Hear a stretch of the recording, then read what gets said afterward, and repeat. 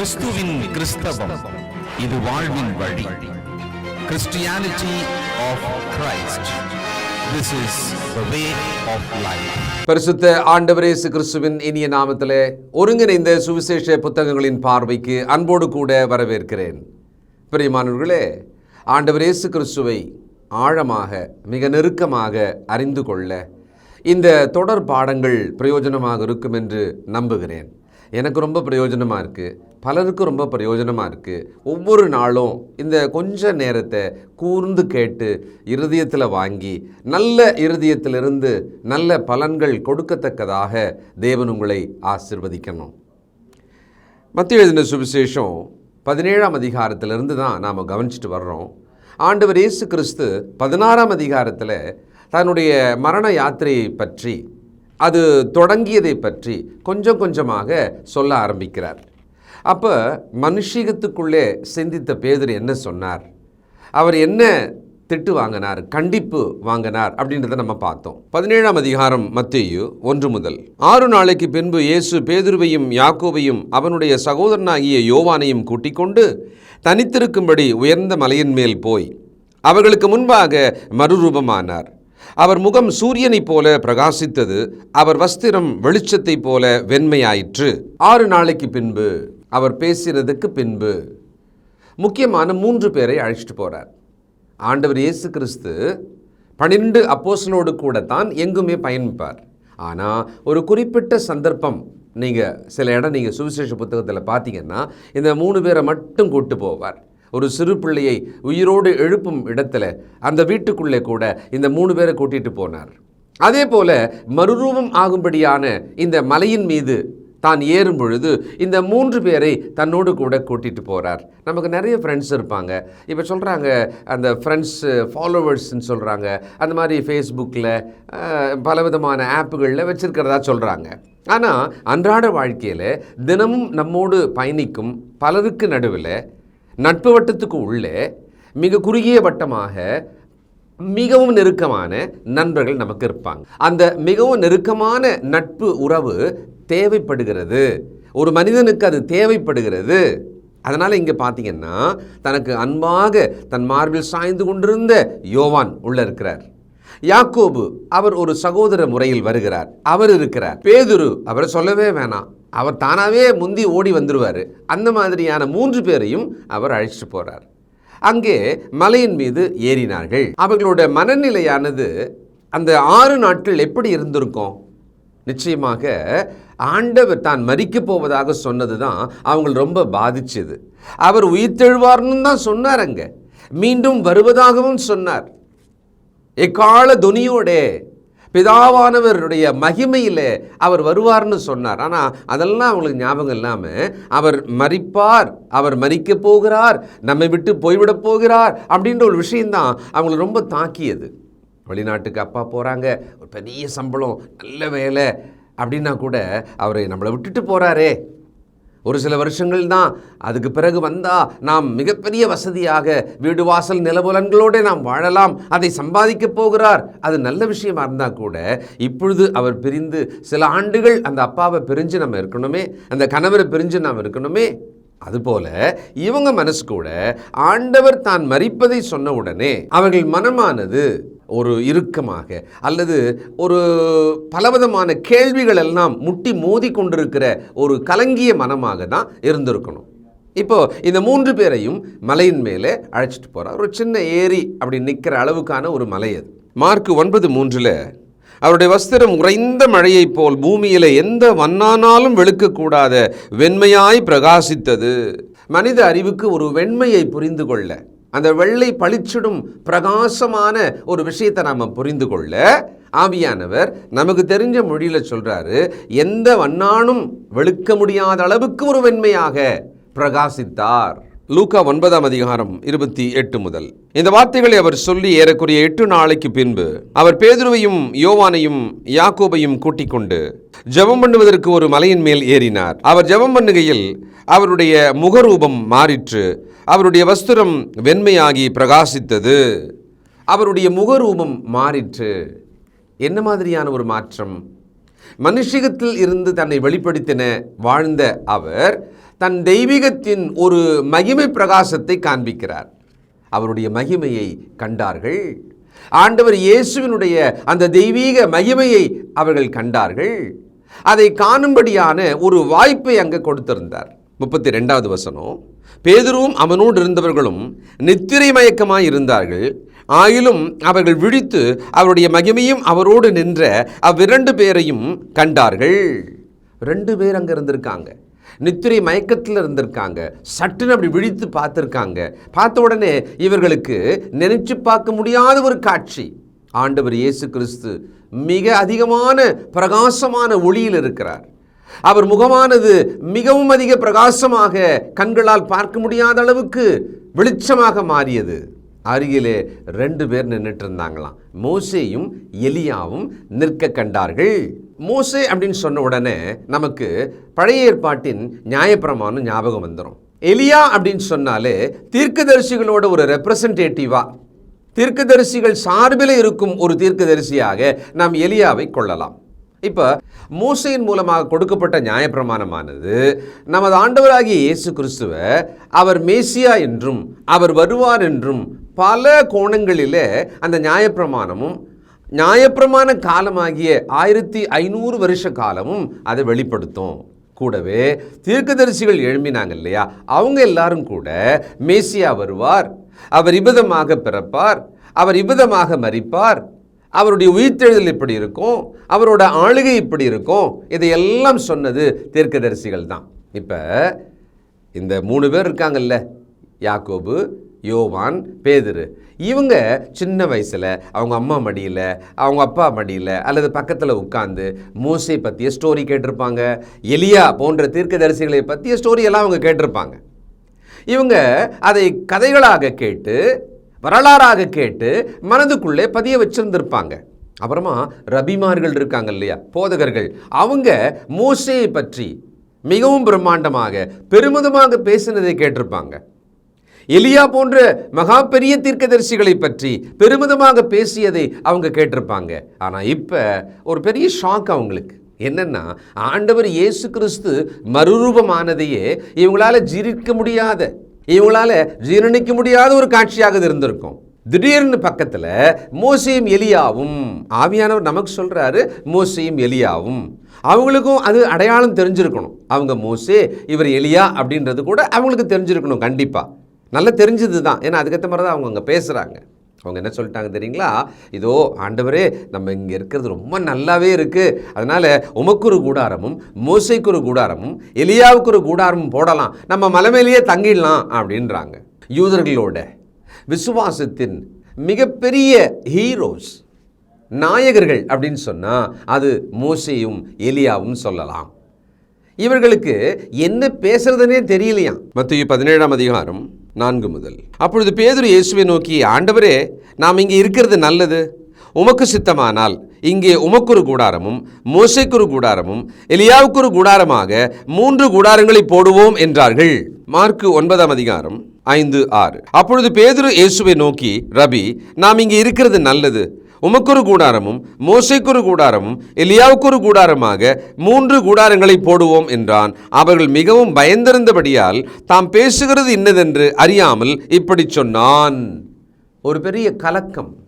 ஏன்னா இவங்க எதிர்பார்க்கவே இல்லை, ஆண்டவர் மலையின் மீது ஏறி ஜெபம் பண்ணுவார், ஒரு ஸ்பெஷலாக நம்மளை கூட்டிகிட்டு போகிறாருன்னா ஏதோ ஒரு முக்கியமான காரணத்துக்காக ஜெபம் பண்ணுவார், நமக்கு சில தனிப்பட்ட போதனைகளை கொடுப்பாரு அப்படின்னு நினைச்சிருக்கலாம். ஆனால் ஆண்டவரோ மறுரூபமானார். இவர்கள் இதுவரை பார்த்திராத ஒரு காட்சி. ஆனால் பழைய ஏற்பாட்டு காலத்தில் மிகப்பெரிய பிரகாசங்களை பற்றிய விஷயங்களை இவங்க கேட்டிருப்பாங்க, ஆனால் கண்ணால் இவங்க பார்த்தது கிடையாது. அதையும் தாண்டி மோசேயும் எலியாவும் காணப்பட்ட பொழுது தாங்கள் என்ன பேசுறதுனே தெரியாமல் பாதி பயம் பாதி கலக்கம் உளர்ன மாதிரி என்ன சொல்லியிருக்கார் பேதுரு, உமக்கு சித்தமானால் ஆண்டவரே 3 பேருக்கு 3 கூடாரம் போடுவோம், அப்படியே நீங்கள் இருந்துருங்க, நீங்கள் அப்படியே இங்கே இருந்துருங்க, ஆண்டவர் இயேசுவும் இருக்கட்டும், மோசேயும் நம்மளோடவே இருக்கட்டும், எலியாவும் நம்மோடவே இருக்கட்டும் அப்படின்னு சொல்லிட்டு இப்படி இவங்க சிந்திச்சு அப்படி சொன்ன உடனேயே வானத்திலிருந்து ஒரு சத்தம் உண்டானது. மார்க் 9:7.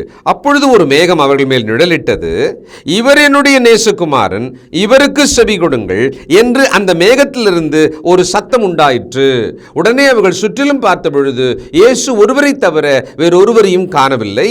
மத்தேயு 17:5. அவன் பேசுகையில், இதோ ஒளியுள்ள ஒரு மேகம் அவர்கள் மேல் நிழலிட்டது.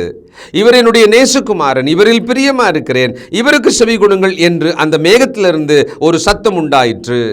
இவர் என்னுடைய நேசகுமாரன், இயேசு தேவனுடைய குமாரன் என்கிற ஒரு முத்திரையின் சத்தம் வானத்திலிருந்து இவ்விதமாக கேட்டது.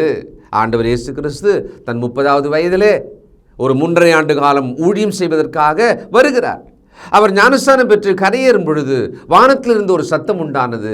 இவரின் நேசகுமாரன், இவரில் நான் பிரியமா இருக்கிறேன். பிதாவாகிய தேவன் இந்த பூமியில் இருக்கும் ஆண்டவர் இயேசுவை தமது குமாரன் என்று அத்தாட்சியாக சொன்னார். அக்னாலஜ்மெண்ட் சொல்றோம் பார்த்தீங்களா, உத்தரவாதமான ஒரு முத்திரைன்னு சொல்றோம் இல்லையா, அதுபோல சொன்னார். இங்கே ஆண்டவர் இயேசு அந்த மரணத்தின் யாத்திரைக்கு புறப்படுகிறார். அந்த மரிக்கத்தக்கதான ஒரு படலம் தொடங்குகிறது. அப்பொழுது மீண்டும் மோசே, எலியா அவர்கள் பேசிக்கொள்ளுகிறார்கள். கேள்வி உங்களுக்கு இருக்கலாம், என்ன பேசியிருப்பாங்க? லூக்கா 9:31. அவர் எருசலேமிலே நிறைவேற்ற போகிற அவருடைய மரணத்தை குறித்து பேசிக் கொண்டிருந்தார்கள். எவ்வளவு தெளிவா இருக்கு இல்லையா? மோசே ஆண்டவரின் மரணத்தை பற்றி, எலியா ஆண்டவரின் மரணத்தை பற்றி பேசிக்கிட்டு இருந்தாங்களாம். இதில் சில விஷயங்களை இந்த வேத வல்லுநர்கள் நமக்காக குறிப்பாக சொல்கிறாங்க. என்னன்னா, மோசேயினுடைய நியாயப்பிரமாணம் நிறைவு பெற வேண்டுமானால் இயேசு மரிக்க வேண்டும். அந்த மோசே பரதேசில் இருப்பவர் பரலோகம் போக வேண்டுமானால் இயேசு மரிக்க வேண்டும், உயிர்த்தெழ வேண்டும். எலியா தீர்க்கதரிசி மேசியாவை பற்றி பேசி கொண்டு வந்தார். அவர் எவ்வளவாக மரிக்க போகிறார், எவ்வளவு பாடுபட போகிறார், மனிதரின் பாவங்களை சுமந்து தீர்க்கும் தேவ ஆட்டுக்குட்டி அவர் அப்படின்னு சொன்னவர், அவர் மரிக்க வேண்டும் என்பதை பற்றி பேசி கொண்டிருந்தார்களாம். இவங்க 2 பேருமே பரலோகம் போய் சேரணும்னா ஆண்டவர் இயேசு மரிக்கணும். இயேசு கிறிஸ்து மரித்த பொழுது அவருடைய இரத்தமானது முன்னும் பின்னும் பாய்ந்தது என்று ஒரு ஆசிரியர் எழுதுகிறார். அது முன்னோக்கியும் பாய்ந்தது நம்மை சுத்திகரிக்க, பின்னோக்கியும் பாய்ந்தது அக்காலத்து மனிதர்கள் எல்லாருமே இந்த இரத்தத்தால் பரிசுத்தமாக்கப்பட, பரலோகம் செல்லும் அந்த அதிகாரத்தை பெற்றுக்கொள்ள ஆண்டவர் இயேசு ஏன் மறுரூபமானார்? இந்த 3 பேர் கண்களுக்கு முன்பாக தான் தேவனுடைய குமாரன் என்கிற ஒரு அத்தாட்சியை பெறும்படிக்காகவும், அவர் தெய்வீகமானவர் என்பதை அவர்கள் உணர்ந்து கொள்ளத்தக்கதாகவும். மோசே எலியா ஏன் காணப்பட்டார்கள்? மோசே ஒரு நியாயப்பிரமாணத்தின் அடையாளம். அந்த நியாயப்பிரமாணமானது ஒருவரையும் ரட்சிப்பதற்காக கொடுக்கப்படவில்லை, பாவத்தில் அடைத்து வேலியடைக்கும்படியாக கொடுக்கப்பட்டது. கலாத்தியர் 3:16. ஆபிரகாமுக்கும் அவனுடைய சந்ததிக்கும் வாக்குத்தத்தங்கள் பண்ணப்பட்டன. சந்ததிகளுக்கு என்று அநேகரை குறித்து சொல்லாமல் உன் சந்ததிக்கு என்று ஒருவனை குறித்து சொல்லியிருக்கிறார். அந்த சந்ததி கிறிஸ்துவே. 19. அப்படியானால் நியாயப்பிரமாணத்தின் நோக்கம் என்ன? வாக்குத்தத்தத்தை பெற்ற சந்ததி வருமளவும் அது அக்கிரமங்களின் நிமித்தமாக கூட்டப்பட்டு தேவதூதரை கொண்டு மத்தியஸ்தன் கையிலே கட்டளையிடப்பட்டது. 24. இவ்விதமாய் நாம் விசுவாசத்தினாலே நீதிமான்கள் ஆக்கப்படுவதற்கு நியாயப்பிரமாணம் நம்மை கிறிஸ்துவினிடத்தில் வழிநடத்துகிற உபாத்தியாய் இருந்தது. 25. விசுவாசம் வந்த பின்பு நாம் உபாத்திக்கு அல்லது நியாயப்பிரமாணத்துக்கு கீழானவர்கள் அல்லவே. அப்போ நியாயப்பிரமாணத்தின் நிறைவேற்றம் இயேசு கிறிஸ்துவின் மரணத்தில் இருக்கிறது. புதிய பிரமாணம் அமுலுக்கு வர வேண்டியது அவருடைய உயிர்த்தெழுதலில் இருக்கிறது. அதனால அவங்க அவருடைய மரணத்தை பற்றி பேசிட்டு இருந்தாங்களாம். ஆண்டவரே, நீர் மரிக்க வேண்டும், நீர் இந்த தேவ சித்தத்தை நிறைவேற்ற வேண்டும். அப்பதான் இவங்க 2 பேர் செய்த ஊழியமானது நிறைவு பெறும், கம்ப்ளீட் ஆகும். அப்பதான் இவங்க அறிவிப்பு செய்து கொண்டிருந்தார்கள். எல்லா மக்களையும் பாவத்தில் இருக்கிறார்கள் என்பதை உணர்த்தும்படியான நியாயப்பிரமாணம் பெற்றுக்கொண்ட இஸ்ரவேலரோ நியாயப்பிரமாணத்தின் வேலிக்குள்ளாக ஒரு வேலி அடைச்ச மாதிரி இருந்தாங்க. ஒரு ஸ்கூல் ஆயான்னு சொல்லுவாங்க இல்லையா, பையெல்லாம் தூக்கிக்கிட்டு வீட்டிலேருந்து பிள்ளைங்களை கூட்டுன்னு போய் அந்த ஸ்கூலில் விட்டு வந்துடுவாங்க. அந்த உபாத்தி போல நியாயப்பிரமாணம் கிறிஸ்துவனிடத்திலே நம்மை வழிநடத்துவதாக இருந்தது. கிறிஸ்து வந்து விட்டார், வந்தது மட்டும் போதாது, அவர் ஊழியம் செய்தார், அது மட்டும் போதாது, அவர் சிலுவையிலே மரிக்க வேண்டும். மரித்து நாம் பாவங்கள் சுத்திகரிக்கப்படுவதற்காக அவர் பலியாக வேண்டும். பிறகு அவர் மரணத்தினின்று பாவங்களையெல்லாம் மன்னித்தவராக உயிர்த்தெழ வேண்டும். இதை பற்றி அவர்கள் பேசிக் கொண்டிருந்தார்களாம். எபிரேயர் 9:15 ஆகையால் முதலாம் உடன்படிக்கையின் காலத்தில் நடந்த அக்கிரமங்களை நிவர்த்தி செய்யும் பொருட்டு அவர் மரணமடைந்து அழைக்கப்பட்டவர்கள் வாக்குத்தத்தம் பண்ணப்பட்ட நித்திய சுதந்திரத்தை அடைந்து கொள்வதற்காக புது உடன்படிக்கையின் மத்தியஸ்தராய் இருக்கிறார். முதலாம் உடன்படிக்கையின் காலத்தில், பழைய உடன்படிக்கை நியாயப்பிரமாண காலத்தில் மரித்தவர்கள் அவர்களும் சுத்திகரிக்கப்படும்படியாக, தகுதி பெறும்படியாக இயேசு மரணத்தில் ரத்தம் சிந்த வேண்டி இருக்கிறது. அதற்காக அவர்கள் மரணத்தை குறித்து பேசிக் கொண்டிருந்தார்களாம். மத்தேயு 17:6 சீஷர்கள் அதை கேட்டு முகங்குப்புற விழுந்து மிகவும் பயந்தார்கள். அப்பொழுது இயேசு வந்து அவர்களை தொட்டு, எழுந்திருங்கள், பயப்படாதேயுங்கள் என்றார். அவர்கள் தங்கள் கண்களை ஏறெடுத்து பார்க்கையில் இயேசுவை தவிர வேறொருவரையும் காணவில்லை. வேறொருவரும் தேவைப்படவில்லை. மோசே அல்லது எலியா போன்ற தீர்க்கதரிசிகள் தேவைப்படவில்லை. அந்த மோசேயின் நியாயப்பிரமாணத்தை தன்னில் நிறைவேற்றும்படியாக இயேசு வந்து விட்டார். தீர்க்க தரிசனங்களை எல்லாம் தனக்குள் நிறைவேற்றும்படியாக இயேசுவாகிய மேசியா வந்து விட்டார். இப்போ எழுந்து பார்த்த உடனே அந்த 2 பேர் போயிட்டாங்களாம். இவர் மட்டும் இருக்கிறாராம். என்ன சத்தம் வந்தது? இவர் என்னுடைய நேசகுமாரன், இவருக்கு செவி கொடுங்கள். மோசேக்கு செவி கொடுத்த காலம் நிறைவு பெற்று விட்டது. தீர்க்கதரிசிகளுக்கு செவி கொடுத்த காலம் நிறைவு பெற்று விட்டது. இப்பொழுது இயேசு என்ன சொல்லுகிறாரோ அதை கேட்டு நடவுங்கள். ஆண்டவர் சொன்னார், என்னை அல்லாமல் ஒருவனும் பிதாவினிடத்திலே வர முடியாது, பரலோகத்திலே வர முடியாது. பாருங்க, இந்த சம்பவத்துக்குள்ளே ஆழமான மிக முக்கியமான சத்தியம். இது தெரியாம இன்றைக்கு உலகத்திலே மார்க்க பிரிவினையிலே பெருங்கூட்டத்தார் நியாயப்பிரமாணத்தில் உள்ள சிலவற்றை லாபமாக இன்னைக்கும் கை கொள்றாங்க. நாம் நியாயப்பிரமாணத்துக்கு கீழானவர்கள் அல்ல, முடிஞ்சிச்சு. ஆண்டவருடைய புதிய பிரமாணத்துக்கு உட்பட்டவர்கள் நாம். இந்த புதிய பிரமாணத்தின்படி நடந்தாலே போதும், நாம் நியாயப்பிரமாணத்தையும் அதோடு கூட சேர்த்து நிறைவேற்றினதை போல இருக்கிறது. இதை குறித்து விவரமாக பேச வேண்டுமானால் இன்னொரு சமயம்தான் நாம் எடுக்கணும். அப்போ இந்த விஷயத்தில் நாம் திரும்ப இதை ஒரு முறை கேளுங்க. மற்றவர்களுக்கு சொல்வதற்கு, சிலரை நாம் ரட்சிப்பதற்கு பிரயோஜனமாக இருக்கும். ஜெபம் செய்வோம். இரக்கமுள்ள பிதாவே, பரிசுத்தரே, அற்புதமான சத்தியத்தை ஆண்டவர் இயேசு தன்னை மறுரூபமாக்கி மோசே எலியாவை இந்த பூமியிலே அந்த சீடர்கள் காண கொண்டு வந்து அவர்கள் மரணத்தை குறித்து பேசியிருந்த பிறகு இதோ ஆண்டவர் இயேசு இவ்விதமாய் அவர்களுக்கு முன்பு தன்னை நிரூபித்து காட்டினார். அவர் நேசகுமாரன், அவருக்கே நாங்கள் செவி கொடுக்க வேண்டும் என்பதை உணர்ந்து கொள்கிறோம்ப்பா. நாங்கள் உணராமல் இருந்தோம். இப்பொழுது கிறிஸ்துவுக்குள் கீழ்ப்படிந்த காலத்திலிருந்து உணர்ந்து வாழுகிறோம். எங்களுடையவர்கள், எங்கள் உறவுகளிலே இன்னும் பலர், எங்களை சுற்றிலும் இருக்கிற உலக ஜனங்கள் இயேசுவுக்கு செவி கொடுக்க வேண்டும் என்பதை உணர்ந்து கொள்ள உதவி செய்யும். அதை சொல்ல எங்களுக்கு தைரியம் தாரும். தொடர்ந்து எங்களை வழி நடத்தும். இயேசு கிறிஸ்துவின் பரிசுத்த நாமத்தில் நன்றியோடு ஜெபிக்கிறோம் எங்கள் பிதாவே, ஆமென்.